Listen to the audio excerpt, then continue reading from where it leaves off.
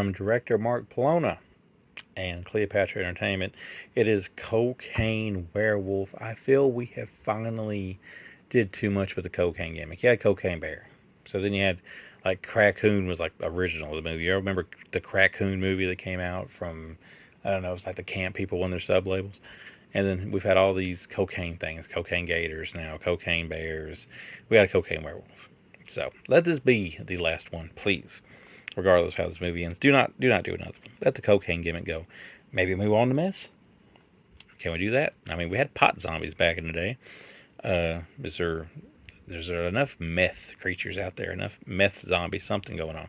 Either way, Cocaine Werewolf is fun for what it is. It's not really something you're going to focus a whole lot on while watching. It's kind of just there to be silly. It's got bad CGI. It's got a lot of bad CGI. But that's kind of the gimmick here.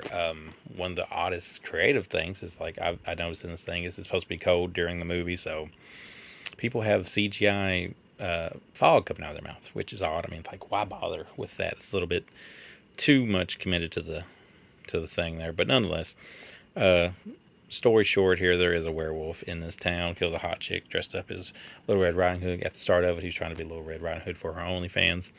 It starts off very fun, actually. Then, like, some cocaine dealers get killed. A guy who is addicted to cocaine comes across the cocaine, and he also gets bit by the werewolf. And when that werewolf's gone, you have this guy now who is a werewolf. But unlike normal werewolves, he doesn't turn into a werewolf in a full moon. He can turn into a werewolf at broad daylight as long as he's took this cocaine, and that mixed with the werewolf bite makes him turn to a werewolf.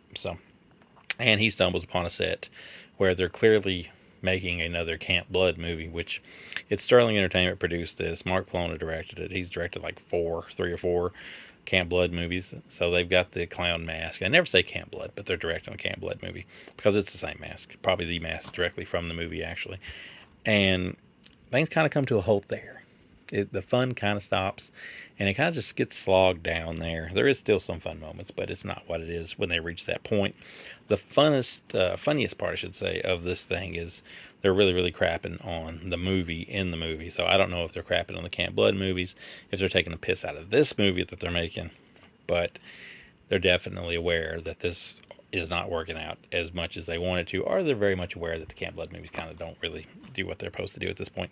But it is Cleopatra Entertainment. Cleopatra Records is associated with them, so there's very nice music at times in this.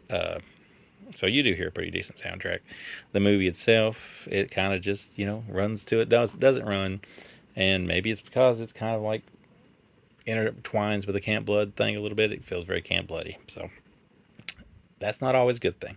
And Mark Polonia, who gave us great movies in the world with his brother back in the day, in the Shadow Video days, kind of misses the mark a little bit on this. Although I will say, for what it is, it looks nice.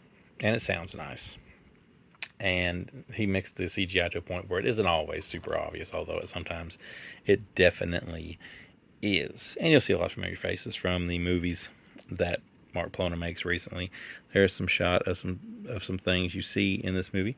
There's obviously the clown from Camp Blood, which plays the part of them killing the cast members from that movie they're trying to shoot in this movie. There is that. A lot of times Cleopatra ones seem like they kind of put bonus discs with soundtracks and whatnot. This one does not have that. Going to give it a 2 out of 5. The cocaine trend can please die now, hopefully. Although this is okay. Probably best to watch with a bunch of your friends. If you're drunk, maybe even better. If you do other stuff, which I don't, but if you do other stuff, maybe even better. Hell, maybe you should do some of the white snow we talk about here and watch this movie, although I don't condone that. Nonetheless, 2 out of 5. Fun for what it is. Some parts are better than others. But hey, it's always nice to see a Mark Polonia movie. Can we please kill the cocaine gimmick now?